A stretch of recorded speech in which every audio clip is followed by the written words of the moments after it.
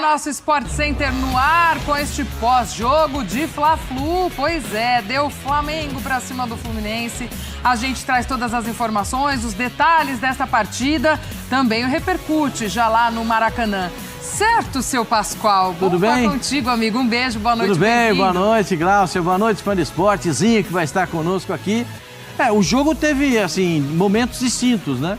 No primeiro tempo, um jogo um pouco mais disputado.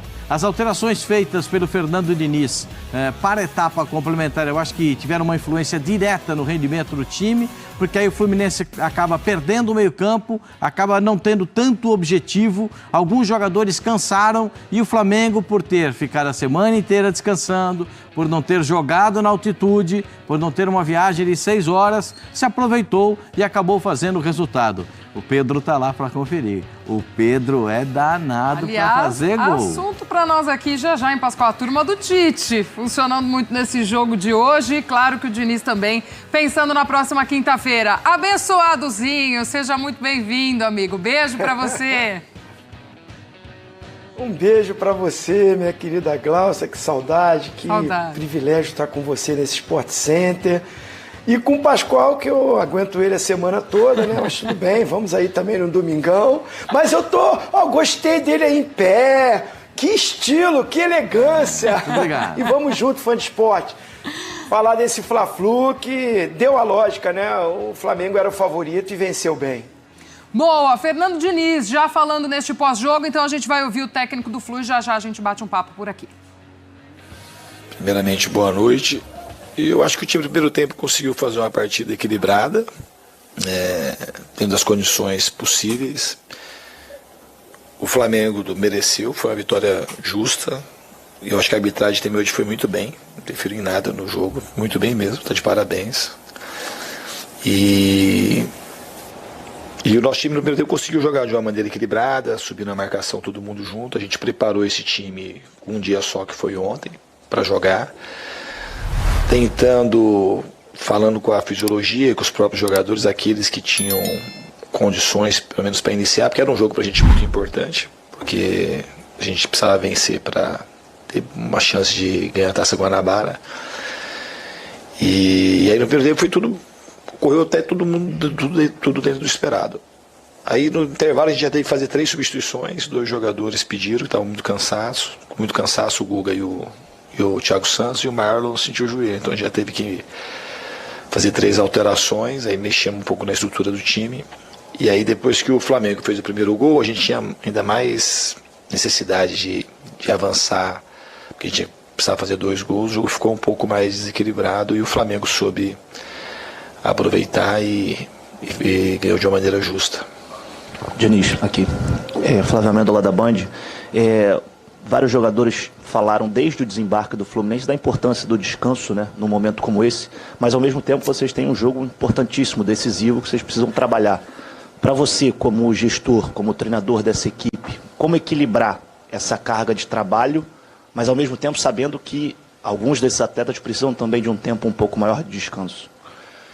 Isso é uma coisa muito individual também, de jogador para jogador. Tem os dados fisiológicos, obviamente, que a gente leva em consideração, mas tem a característica de cada jogador, de como que eles reagem em determinados jogos. O Edlé, por exemplo, jogou lá os 90 minutos e jogou hoje 90 minutos como se não tivesse jogado na altitude. E tem jogador que está menos jogado, que sente um pouco mais, que acumula um pouco mais de toxina no corpo. A gente vai saber descansar, a gente tem um dia a mais, diferente é o jogo na quinta. A gente está já no Rio de Janeiro, a gente tem um dia a mais de descanso e na quinta-feira a gente vai estar com um time ok para fazer um grande jogo. Diniz, boa noite. Jonathan Santos, canal BTB Esportes. Diniz, a gente sabe que o fator cansaço, de fato, pesa muito. Mas hoje também a partida é tratada até como uma final antecipada devido à sua importância, ser um clássico, ser o Fla-Flu. O que o time do Fluminense pode levar de aprendizado dessa partida, um ajuste para a próxima final que é tão importante também? É difícil de ser respondido, hein? A gente vai analisar o jogo depois, mas o time teve um comportamento bom no primeiro tempo, que o time que a gente preparou teve muito pouco tempo para ajustar o time para o jogo. E obviamente o Douglas também está bastante tempo que ele ficou nos Estados Unidos, um tempo sem jogar, o próprio Renato. Então estava muito calor também. Então, se você falar do primeiro tempo, tem menos coisas para ajustar, e do segundo tempo mais coisas, por muita coisa devido ao cansaço. E as trocas a gente teve que fazer durante a partida, e a gente já estava sem o Samuel, tinha só o Guga para jogar, e aí o Guga sai, então, e outros jogadores que estão chegando, que estão se ambientando com uma nova forma tática de jogar. Então é uma coisa que aconteceu, a gente obviamente queria vencer, a gente fez de tudo para vencer. Mas eu repeti, do primeiro tempo tem menos ajustes e no segundo tempo, obviamente, mais ajustes, mas muito por conta do cansaço e das trocas que a gente teve que fazer. Fernando, boa noite. Eduardo Alves, da Vável Brasil. Eu gostaria de perguntar a você como tem sido o processo de adaptação do Douglas Costa. Foi a segunda partida dele como titular pelo Fluminense hoje. Como tem sido no dia a dia com ele, enfim. O que você pode contar pra gente? É um jogador extremamente talentoso. Para a gente é uma alegria muito grande poder contar com o Douglas. Ele está readquirindo a melhor forma, uma gradativa, mas num passo até acho que acelerado. E eu tenho muita confiança que ele vai dar muitas alegrias para a torcida tricolor esse ano. Fernando, boa noite. Rafael Figueiredo, da TNT Esportes. Quinta-feira, uma decisão, um jogo importante para o Fluminense, um título inédito para o clube. Nesse pouco tempo que você vai ter de preparação, né, para acertar o time, como conter também a ansiedade às vésperas dessa decisão, enfim, além de tomar conta também do cansaço, né, como você falou agora? A gente vai ter que dar uma administrada na carga de treinamentos. Obviamente que o time que deve iniciar na quinta-feira também é um time que é mais jogado, que tem mais entrosamento. E quanto à ansiedade, é normal, em vésperas de jogos decisivos e jogos importantes, no que diz respeito à Recopa, também é um título inédito para o Fluminense. Mas a gente vai saber trabalhar esses aspectos emocionais para a gente chegar em boas condições para fazer um bom jogo. Fernando, boa noite. André Leite, Rádio Celebridade News. Eu queria saber de um jogador que não jogou hoje. Fernando Diniz falando depois deste clássico contra o Flamengo, e a gente traz aí os números. Tite por Corinthians e Flamengo enfrentando Fernando Diniz por Osasco, Audax e Fluminense. O Tite venceu 3, um empate, e o Diniz não venceu nenhum jogo neste confronto direto com o técnico Tite. Hoje, 2-0 para o Flamengo. Ô Pascoal, muito do que você já pontuou aí na sua abertura, e a gente ouvia também a fala do Diniz, e até entre nós a gente conversava aqui, muito a tônica desse pós-jogo para o Fluminense, essa questão das mudanças, dos jogadores que ele poupou, desse equilíbrio, pensando no que foi o meio de semana e no que vai ser esse jogo decisivo de quinta-feira para o Fluminense. Achei até ali os colegas também muito mais tranquilos, né, para fazer a sua pergunta para o Diniz, não também batendo tanto nisso em você perdeu um Fla-Flu, mas entendendo que é o momento dessa decisão para o Fluminense. Eu também entendo dessa forma, porque você tem que pensar no maior, né? O maior é a conquista da Recopa Sul-Americana, né? Então o Fluminense poupa muitos dos seus titulares, até como disse o Fernando Diniz, teve até jogador que não jogou tanto, mas se sentiu cansado, porque cada um tem uma forma de reagir à altitude, né? E a gente, cada ser humano tem uma forma de reagir. Tem gente que se cansa mais, tem gente que se cansa menos, tem gente que não consegue respirar, mesmo que andando. Então a gente tem que respeitar essa situação de jogar nessa altitude. Ponto.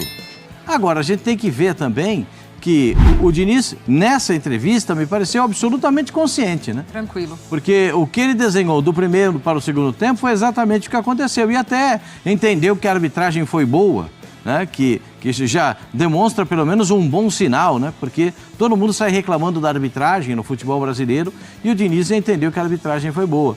A superioridade do time do Flamengo me pareceu, no segundo tempo, assim, notória. Não dá para você negar a superioridade do time do Flamengo. Teve um bom momento com a marcação de um gol anulado no primeiro tempo, né? O gol do Thiago estava em posição de impedimento. E aí depois o Pedro tenta aquela bicicleta na área e acaba perdendo também um bom momento. O Luiz Araújo fura depois daquele lance e acaba perdendo aquele bom momento. Foram os melhores momentos do primeiro tempo. Mas na etapa complementar o jogo se transforma e o Flamengo toma conta definitivamente. por conta também dessas mudanças que o próprio Diniz fala, né? É interessante quando ele diz que no segundo tempo as mudanças e quem entra precisa até de mais ajustes, né, Zinho? Mas é o que ele precisava fazer para esse equilíbrio, para esse jogo de quinta-feira, que fica muito claro que é o principal objetivo do Fluminense. Não, sem dúvida. Eu entendo todas as explicações dadas, né? Aí os comentários.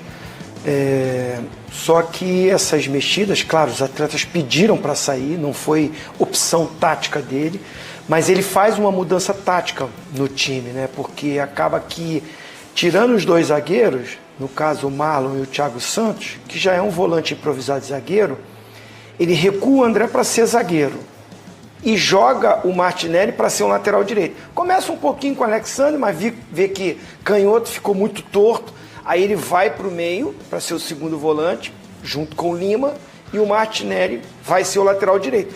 Então são muitas mexidas táticas, ele foi obrigado a fazer isso, né? Aí é a escolha de quem vai fazer a função. Os atletas pediram para sair. Mas nessa movimentação ele tirou os dois volantes da frente da zaga, o Martinelli e o André, que estão muito mais entrosados.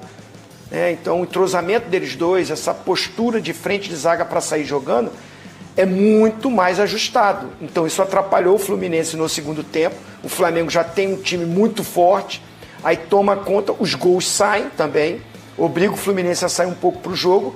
O Flamengo tem mais espaços para ofensivamente produzir, poderia ter sido até mais, né? Um pouquinho mais de capricho ali do Flamengo, alguma criatividade, principalmente. O Cebolinha, né? Eu acho que ele não fez o seu grande jogo, ele fez um gol, participou das jogadas, até quando foi para o lado direito. Mas no primeiro tempo, pelo lado esquerdo, estava muito abaixo do Cebolinha que a gente via jogando. Eu até pensei que o Bruno Henrique entraria no lugar dele.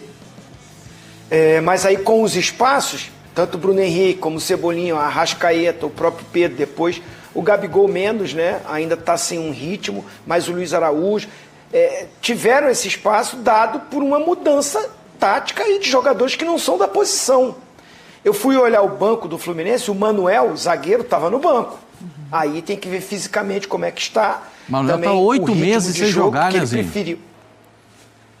Então, aí deve ser muito por isso, para ele improvisar tanto, né? Porque você jogar volante para zagueiro, o outro volante para lateral, então muda muito. E assim, acho que tem todo um contexto. O Fluminense realmente no primeiro tempo fez um jogo equilibrado com o Flamengo, também achei equilibrado. Também não foi um grande jogo, não foi um primeiro tempo de grandes chances. O Fluminense teve uma batida de falta, o Flamengo mais naquela pressão, porque o Fluminense sai com esse risco, né? Esse jogo construído lá de trás, não abre mão disso, passa sufoco às vezes, e foi assim que o Flamengo teve alguma chance no primeiro tempo, né? E no segundo tempo isso tudo aconteceu, o Flamengo foi superior.